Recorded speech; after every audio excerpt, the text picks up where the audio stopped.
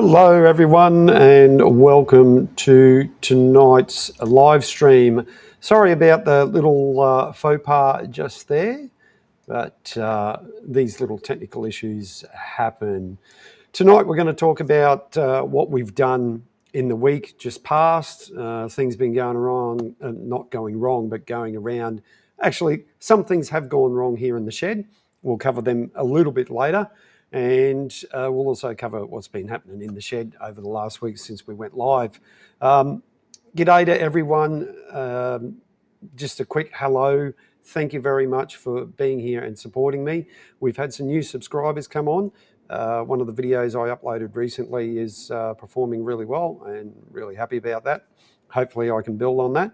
And yeah, just thanks for being here, guys. Really appreciate it. So Jamar is having a little bit of problems sending something to one of the other people in the chat.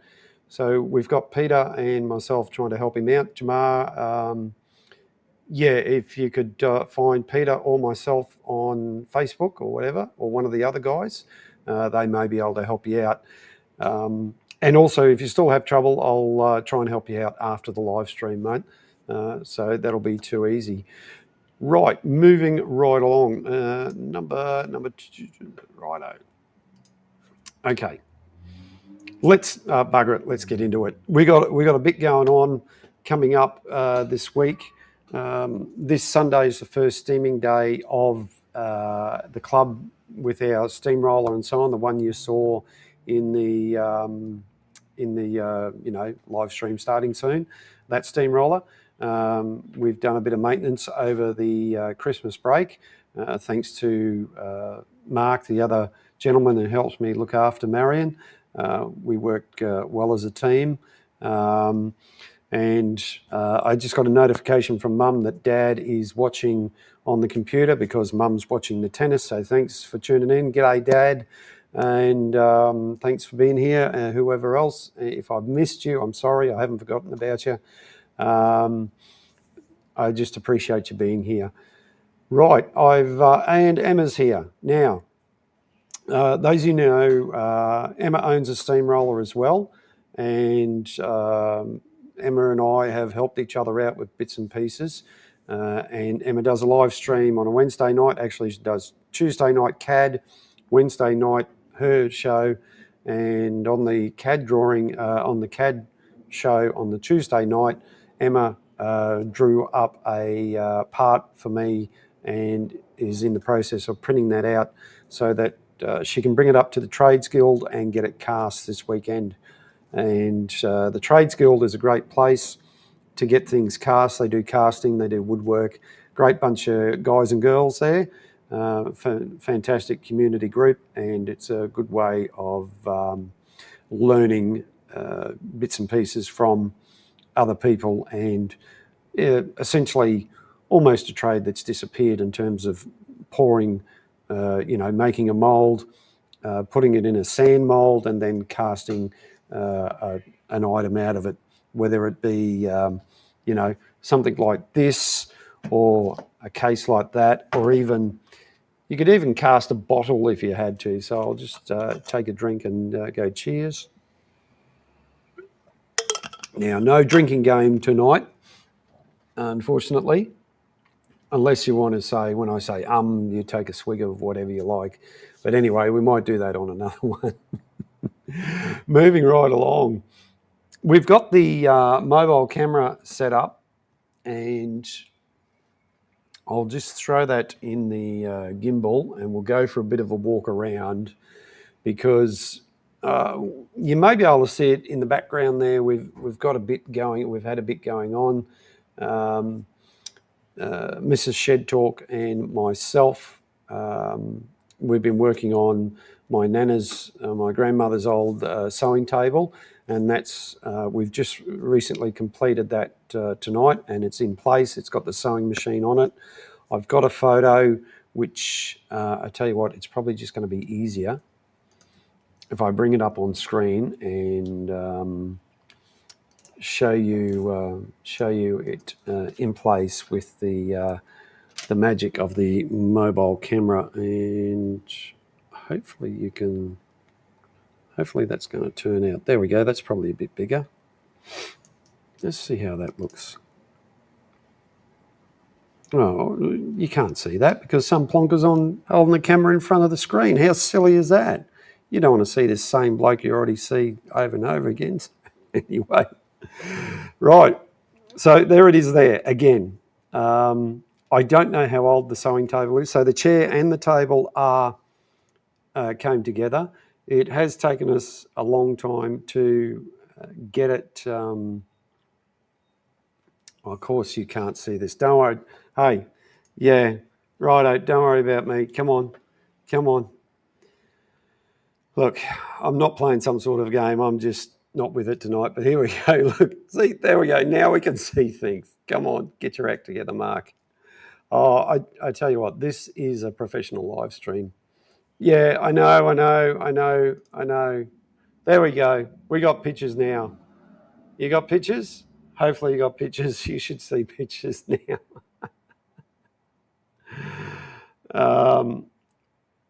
Yeah, there we go. That's probably not going to work out, is it? Shed dogs wandering around? Yes, they are. You may see them in the background. Just give it a minute. There you go. Look at that. Okay, so it's slightly delayed, but there it is. And I'll put a few pictures up on the community post so everyone can have a look. I did post it in Emma's Discord, or part of it, but that's the finished item, and it's looking fantastic. We've also, one thing we have done, which is not original, we chopped a bit off the bottom, and g'day Stephen, how are you? Thanks for being here. And we put some wheels on, some little casters. Yeah, it should be, oh, righto. No worries, Jamar. And you can see that's an overlocker in the background as well. Hello, Nightbot. Thanks for being here. You're doing your job. So yeah, that's the table. That's the finished job. So happy days. Happy days. Oh, we won't do this again for the moment anyway. I'll just put that down there, and I'll get my big plonker head back on. Yeah, it really has turned out nice. It was Mr. Shed Talk did a lot of work. There was many layers of paint and various other things. So there was a lot of stripping back and so on and so forth. And we stopped and started on it, as you do. But it's really come up, really nice. Very proud of it. And there was an old piece of ply on there. We took that off. We put a new piece on. As you can see, Mrs. Shed Talk stained it, and we put a couple of coats of clear varnish on. It does have a bit of a rough texture, which is probably not a bad thing anyway, because it's going to help the sewing machine sit there and not let maybe the material slide off. There's a cupboard in the background which you can see just there beside the milling machine. That's also a work in progress. So that's going to be the next job. And Mr. Shed Talk has been helping me do some things around here. So I'm going to get the gimbal. I tell you what, we're going to go to intermission early, and I'm just going to get the gimbal set up, and I'll come back. Oops.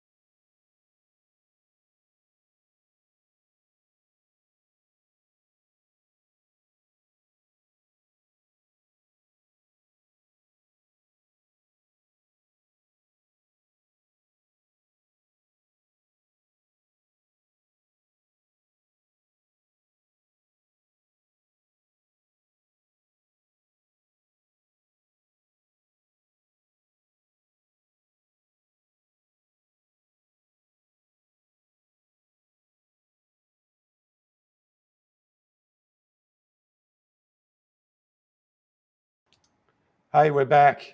Hey. Right, Mrs. Shed Talk just yelled out to me that I got no sound. We're back. Everyone can, thanks, Mrs. Shed Talk. Hey!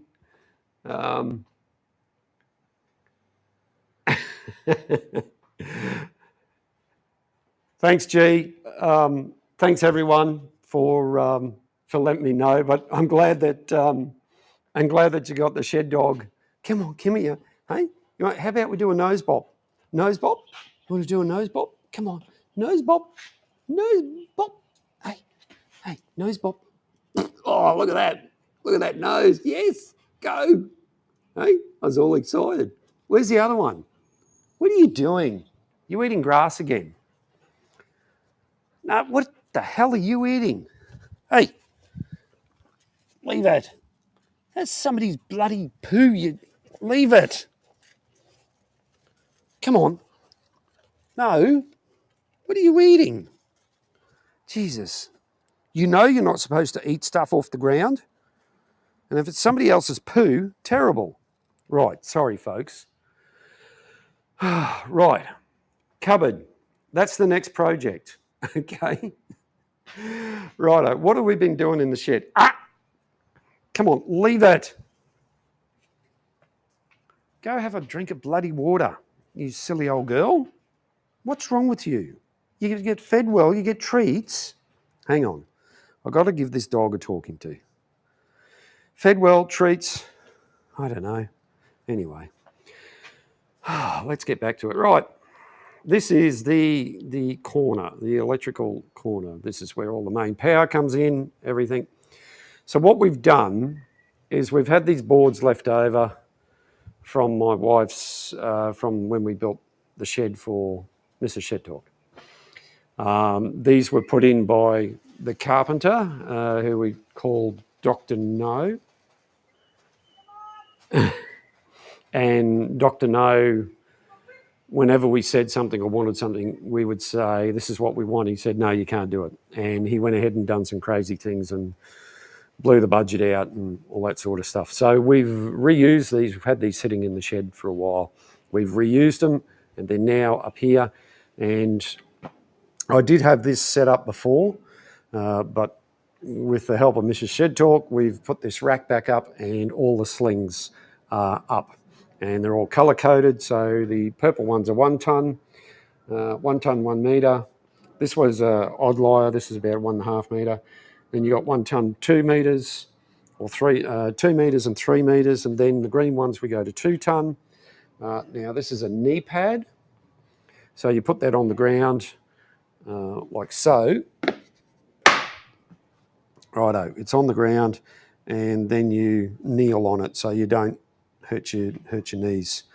Old welder air compressor fan, air compressors there, and this red, so that's all nicely set up. And up above this, I'm going to set up, I'm going to put the D shackles up.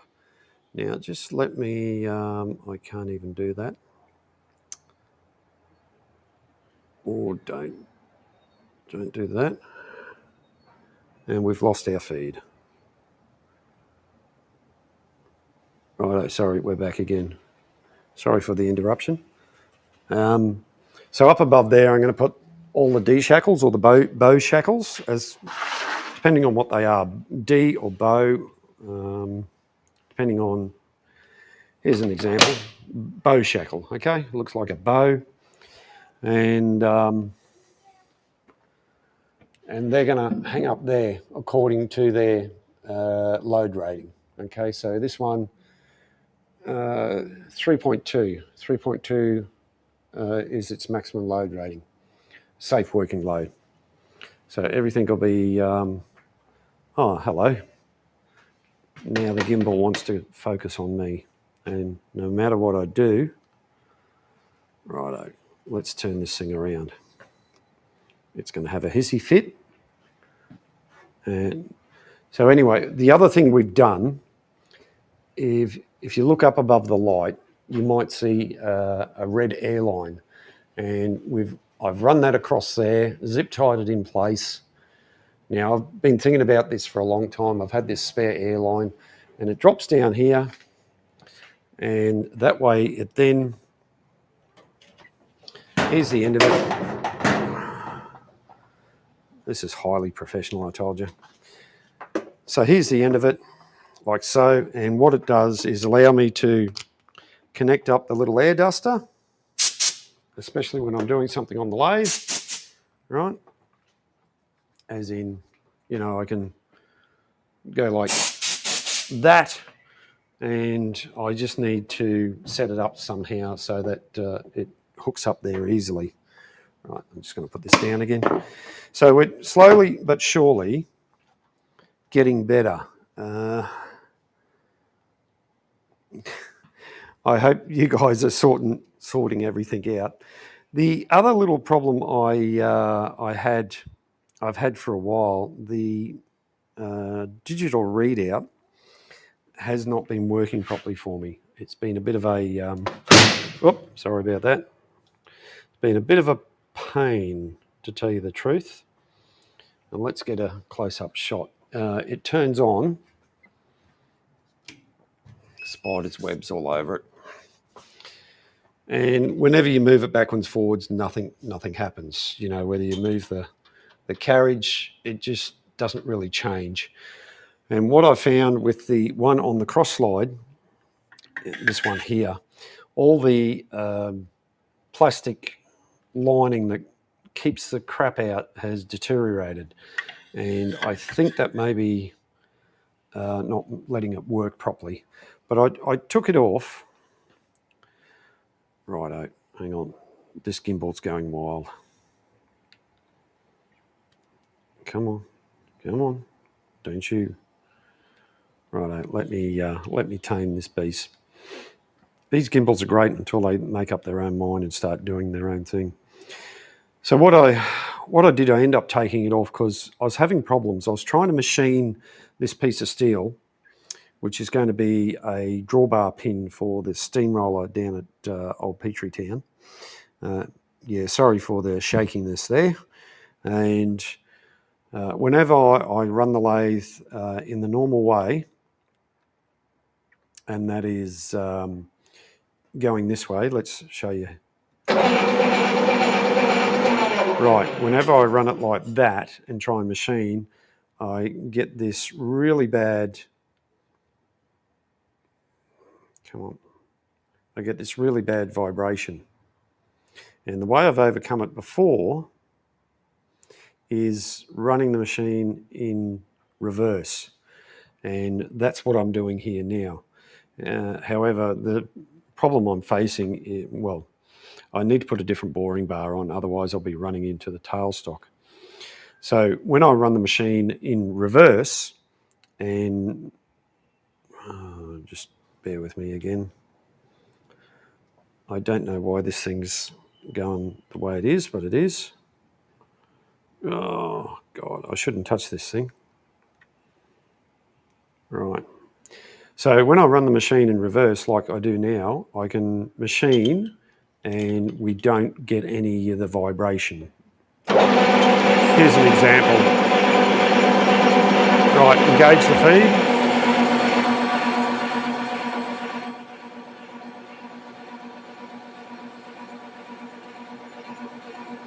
As you can see,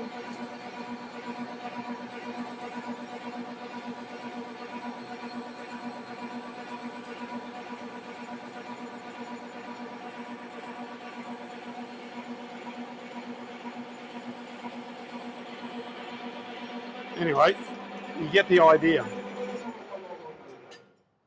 You get the idea that it machines better in reverse than what it does going normal, what you would call normal or conventional machining. Right, I'm just going to put this gimbal down here and see if it'll make up its mind. Righto, it's a real pain in the bum, this gimbal. I don't know why I have so much trouble with it, but I do, you know. So apologies for the shakiness and all over the placeness. So I'll pick it up again now we've settled down. It's probably because it's got some sort of tracking on it and it wants to lock onto things. And it'd be nice if I could just disable all of that. Right, the other thing is that I need to sort out is this is the ignition key out of the mini excavator. And thank you. And it is seized solid. It will not turn. Like, okay, I'll put you down there. So if I put the key, and it's all my fault. If I put the key in there, just nothing happens. You can't, it's just buggered. It's verschnickered. So I tried doing little things like this to try and get it to break. However, I haven't really tried much on it because of the other things we've been doing around the house here. And it does look pretty corroded down the bottom here. I do have another ignition switch, which I probably need to copy, or maybe I'll just unsolder these and strip them back a bit, get some nice new copper and set it up so that this can just plug straight back into the mini excavator and we can get it going, because I did buy a new battery for it and it's been sitting there for too long and I want to use it because we had to take the palm tree out the other day because it was on the fence, leaning over on the fence. The other thing we can do, hello, you right? Yeah. Okay, righto. Oh, this thing's gonna, yeah, it wants to track people all the time. Hello and welcome to the AI tracking that you can't seem to turn off whenever you want to do it. All right, there you go. Now you've mind you made up. Now, what I want to do is turn you off, and yeah, it has a hissy fit. Right, there's the wheels for the steamroller. I'll get back to the computer in a minute. The other thing I've done, this here is the steel for the front axle. This is 63.5 millimeter diameter 1045 steel, mild steel, and it's 2 meters long.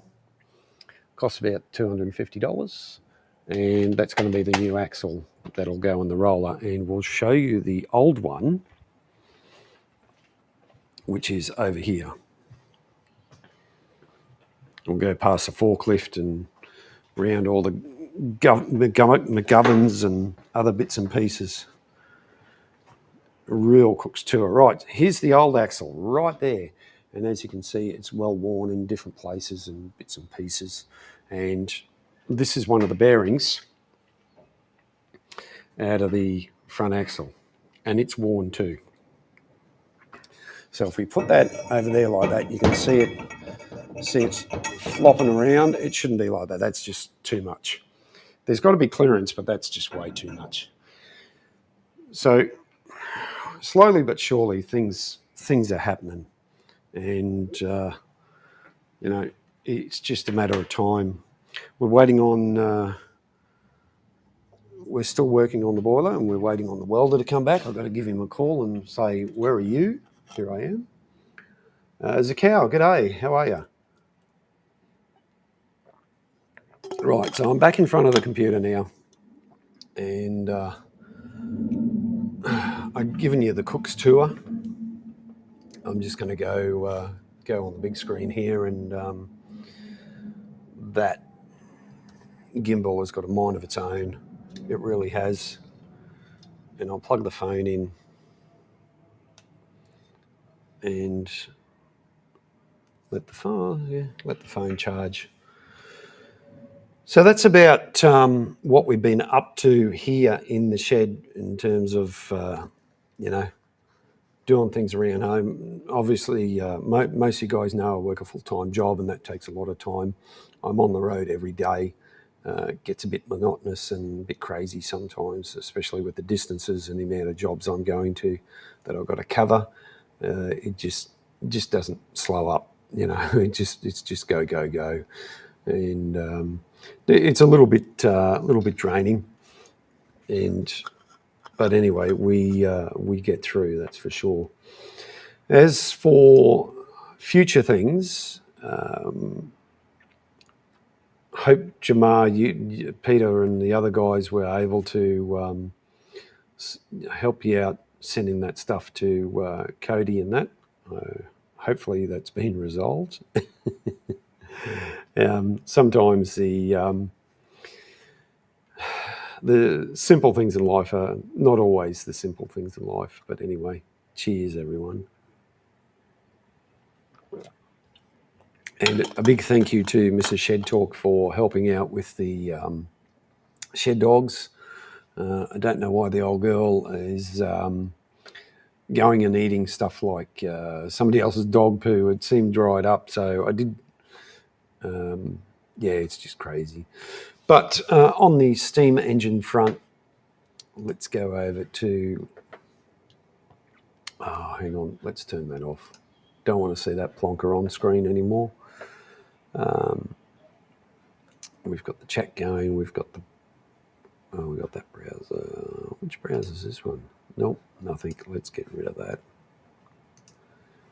Ta-ta. Righto. So most of you know, just in case anyone new is here, like I said, we do have some new subscribers. Maybe they're tuning in tonight. I haven't seen anyone in the chat yet. But if you are, thanks for being here. That's loading the steamroller onto the tilt tray when we picked it up almost 8 years ago. And, oh, thank you. Thank you very much. Mrs. Shed Talk has just brought me a lovely cup of tea. And you can see the shed dogs in the background. And they're probably going to go back down. Actually, no, let's... Hey, Nia, come here. Come on. Come on. What is up with you? Hey? What is up with you? Hey? We look after you so well. You even got a brushing this afternoon. Anyway.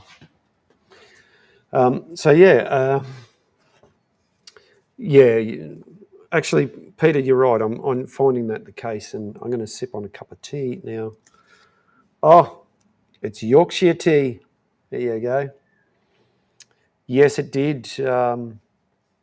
It did, Clinton, and sad, but, you know, sort of inevitable, really. Now, it's in one of these thermal cups, one of the Yeti thermal cups, and I must admit, it keeps stuff bloody hot. It really does. However, if you guys have got these thermal cups, and I like drinking out of ceramic cup because it gives it a certain flavour. When you put it in one of these, in these stainless steel cups, it changes the flavour a bit. But look, it's a nice hot cup of tea, and no joke, I could let that sit here for at least 20 minutes and it probably won't even drop in temperature, or if it does, it's only a bit. Cherinator, hello. My brother from another mother. How are you, mate? Thanks for being here. All right, getting back to the talking head, and let's move right along here. I don't want to turn the chat off. Right, so that's loading the roller, and that's the engine. That's what they call the engine list, and that gives us a lot of information. However, there is a further list, and I keep talking about this because you just never know. Now, this is an order book, what they call the order book, and this is the information that, as you can see at the top there, gets sent to the erecting shop, and it outlines everything that you need to build this steamroller for the customer. For instance, this one is going to Bombay, so India. They were a very big purchaser of agricultural equipment back in the day. And this is an example of the same model steamroller as the one we're restoring. I really need to sit down and study this. The running riding, as we'd call it, is a little bit hard to decipher, but it's working. It can be done. I just need to sit down and study it because there's a lot of information in here, despite it being, a 1920s roller, and mine's 1926. There's still a lot of the same equipment that was used to build this one as it was to build ours, the one we're working on. So that's, and I do have the complete build sheet. This is also what they call the build sheet for this particular roller. It'd be nice if I could find this information for this steamroller. It'd be fantastic, but unfortunately, when you request it, it says that it's not available or they can't find it or something like that. It would be nice to go and look at the archives over in the United Kingdom, but the actual reality of that happening is, well, a big... it'd be like winning the lottery, to tell you the truth. Thanks, Cherinator, for subscribing. Got a little notification there. I think it seems to say that every time you come up.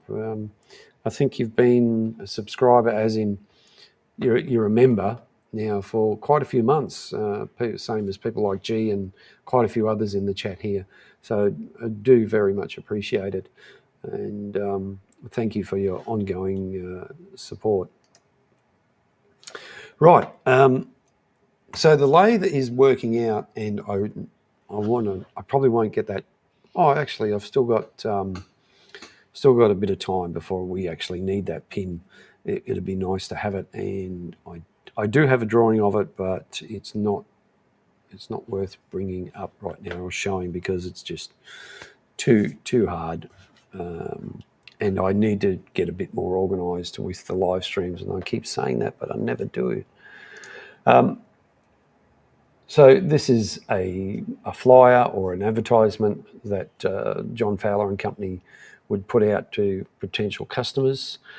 5 months. Look at you go, Cherinator. That's amazing. 5 months. That's fantastic, brother. I thank you very much.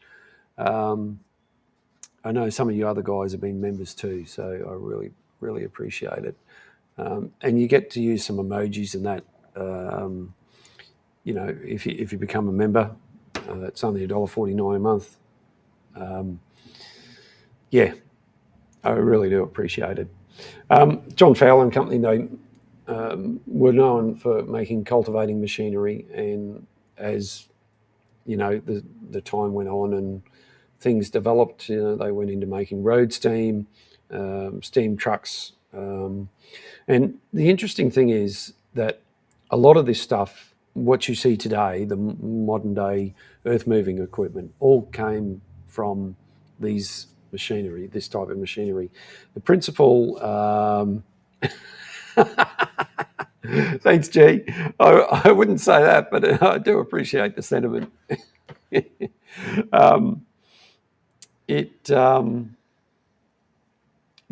The modern day earth moving machinery you see is more efficient, can do a lot more work at SATA and so on.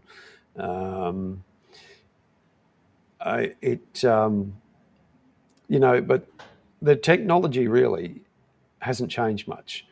The equipment you see today is only evolved a little bit. It hasn't gone ahead and leaps and bounds. I mean, this sort of stuff we were doing 100 years ago, and we've just improved on it. Not much has changed. The basic design and how things are implemented, it really is just very much the same. But anyway, that's just my perspective on from the earth moving side of things. And there it is. That's there's the steamroller where it sat in the park for a very long time. This is way before I even thought about owning a steamroller or would ever think I'd ever own a steamroller. And unfortunately, the canopy is missing, and it was taken off once again way before I even thought about owning a steamroller, even before I knew this one existed. So I'm very grateful to all the bits and pieces that have come back to me. There was a lot of missing pieces, and it's really amazing what has been returned to this steamroller to help complete this project. Like I said, I've got to ring the welder tomorrow and give him a reminder and try and get him teed up to do some work. so we can keep progressing along. There's still a lot more to do with making various parts and bits and pieces and getting it back together to a stage that we can put a fire in it. As I've mentioned before, July, if we go back to this little thing here, where is it? List. Come on, Mark. Nope, not that one. Not that one. That one. This one. The list. It tells us when the order was placed, and 69. So, well, actually, when it was completed. It was completed in July of 23rd of July, 1926. So that's its birthday. So we've got a little over 6 months to get it to a stage where we can put a fire in it and have it in steam for its 100th birthday. It may not be complete, but it'll be close. It'll be really, really close. It was, as you can see, it was delivered on the 5th of November 1926. Probably delivered, well, it was delivered here in the port of Brisbane. And I probably that's probably another thing I could chase up was shipping records, because that's one thing that was kept really well. I would have to get in contact with the Brisbane Maritime Museum, or maybe that would be a start. And I could find the shipping records when it arrived, because hopefully they're still around. That would be interesting. Because on the inside of the rear rolls was painted Brisbane, as in that was the port it was coming to. So it would. That's one thing I haven't done, and I probably need to follow up on that. That's for sure. Right, I'm going to take a little short intermission break, and we'll come back.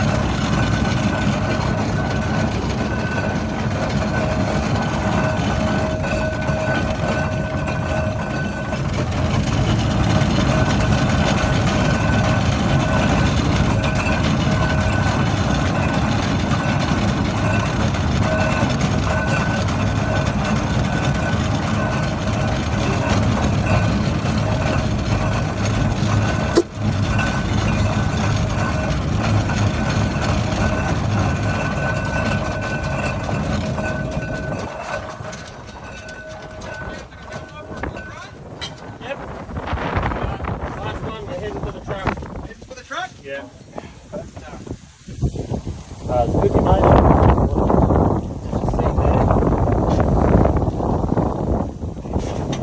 Alrighty, everyone happy? Yeah, mate.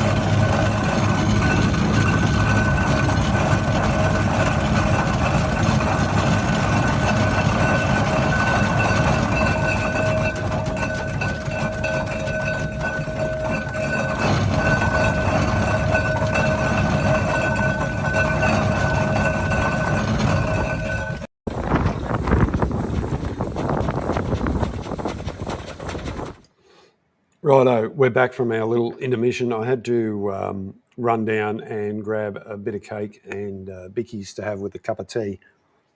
And obviously the shed dogs have followed me back up again. So I hope you managed to grab a little bite to eat or something to drink in the meantime. And my companions are just down here beside me. Now, moving right along, I've talked about this before, and it's just restoring something like this. It takes, yes, it does take money. I'm fortunate enough that I've got enough equipment behind me, as you can see, that I can do a lot of the work myself. And that allows me to undertake quite a bit of work that takes my time. It may cost some money, but it's really more my time. There's parts on this steamroller that have cost money, and that's just part and parcel of a restoration, overhaul, all that sort of thing. Sooner or later, things do cost you money. But more often than not, it's time. And if I was able to put more time on this, both physically and maybe mentally, because there's been times when I've struggled with things working on the roller, and that has caused me to not actually do things. In some cases, I'll come up here with good intentions to sit down and to do something on the roller, and then I'll sit down and watch something on YouTube because I'm just overthinking things. And that's easy to do. We all battle with our demons, or mental health, as some people would call it. And reaching out to friends and various others would help tremendously, or does help tremendously. And sometimes we bottle it up too much, and we can definitely overthink things. I've done jobs here in the shed that look simple, but have taken me way too long to do because of the way I've gone about it. And then when you stop and finish it, finally get through it, and look back at it and go, I should have just done this. It's like a lot of things. When you, and this is where a bit of time comes in. This may look like a plain bit of steel, which will go on the lathe, and I can do all sorts of things with it. How I want to go about it, how I want to do it, that's where it takes the time. And initially, when you do something like this, the first one you do is always going to be your hardest. And next time you do it, you do it a bit quicker, and then the next time you do it a bit quicker again, and then suddenly you get to a point where something that took you half an hour, maybe an hour, you've almost got down to like 20 minutes, 15 minutes or something like that. So we all struggle, and perseverance is worth struggling with, and that's why being in a club is a good thing. Oh, okay, righto, Jamar. Thanks, mate. Appreciate it. Being in a club with like-minded people, or people with similar interests, maybe sometimes the same, but similar interests, like the club I belong to down at Old Petrie Town, really helps. It helps with your mental health. It helps with looking at other steam engines that are maybe the same or different. Like chair, you're going up and down to help you complete your project. And it's really good. We've got a good situation where the members they range in age from young, middle age to old. And, they benefit, we benefit from their experience. And as we get older, the younger ones will benefit from our experience. And that's what we try and do. We try and mentor younger people, or even just people like ourselves, people in our own age bracket, or maybe a bit younger. We try and pass on our knowledge to hopefully that they will pick it up and move it on. Not everyone picks up at the same speed. Everyone's different, but that's all part and parcel. And it's only when you do something like this on a regular basis that you really pick it up and get to know what's going on and how to really understand it. But for a machine that is over 100 years old, or just turning 100 years old, that was made by men and boys. Hey, come here. I might have to go get those dogs because Mrs. Shed Talk is preoccupied, let's say. For instance, lucky I brought my books down, actually, because this is a fantastic book. If John Fowler and Company Leeds Engineers, Steam Plough Works Leeds, and this is Traction Engine. This is a catalogue part 2, number 62. I haven't got part 1. This is a reprint, and there goes a shed dog in the background. But interesting to note here, they give a little of a. There's a nice overview of the steam plough works back in the day, the heyday. General view of the steam plough works Leeds, covering an area of over 14 acres and employing from 2,800 to 3,000 men and boys. Established in 1850. That's quite interesting how they've worded that, and it even says so. And that's no, see, men and boys, because back in the day, most. Oh, you're back now. You had your little whinge, have you? Most people, like younger kids who are finishing grade 6, Form 6, maybe 7, when they finished, they went and worked beside their father in whatever role they were and started their apprenticeship. So they're 13 years old or something like that. And most of them didn't get to go to college, only the really elite. And it's quite interesting when you read a reproduction. Nothing's been changed. This is just a reproduction of the original, and it would be nice to have the original. The photos, some of these photos I've showed before, and one, hang on, this over here. Over here, you've got the erecting shop and the wheel, various other machine shops and so on, and the boilerplate shop. It's just a fascinating view into where these things were made, how they went about it, all that sort of stuff. Not completely different to what we have today, and it's just, I try and educate everyone, especially the people who have engines like this. This is the sort of stuff they need to have in their arsenal because it really helps. And so there's a page here for approximate packing particulars for shipping.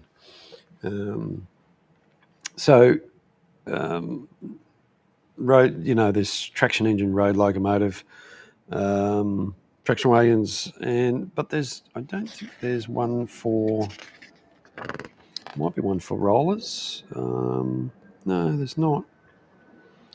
But back in the day, they advertised prices too. You could look at your parts, and exactly what you were paying. And there's like a lot of people, manufacturers. There's various extras and so on.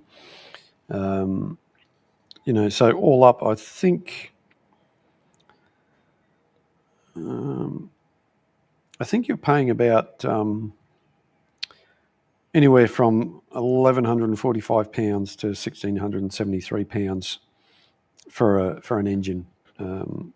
If you'd convert that into today's money, it'd be in the 50,000s, 100,000, something like that, or maybe more. But it was a different world back then, and who would have thought that the people who made these things, I don't think they could ever fathom that this would be around 100 years later, outlive various generations and so on and so forth. Righto, Jamar, thank you. Oh, you got to have snacks. You got to have a drink. So, cheers. But anyway, hey, look, I've been rambling on for almost an hour now, and with all the stuff ups that have happened, so I think I'm going to call it here. And let me finish this. And I'd just like to say, dunk the old tea bag a few times. Just like to say cheers. And appreciate you guys being around here tonight, all of you, no matter how long you stay or what. And I think we'll catch up with you a little bit after. I'll be in Discord if anybody wants to chat to me over there on Discord. Really appreciate your help. Looking forward to the coming week with Steaming Day coming up on Sunday. I probably won't be going live. I might take a few photos, and we will all catch you in the next one. So thanks everyone for tuning in, and I'll get myself a bit more organised for next week. Thanks everyone. Look after yourselves. Say hello, and we'll catch you in the next one. Bye for now.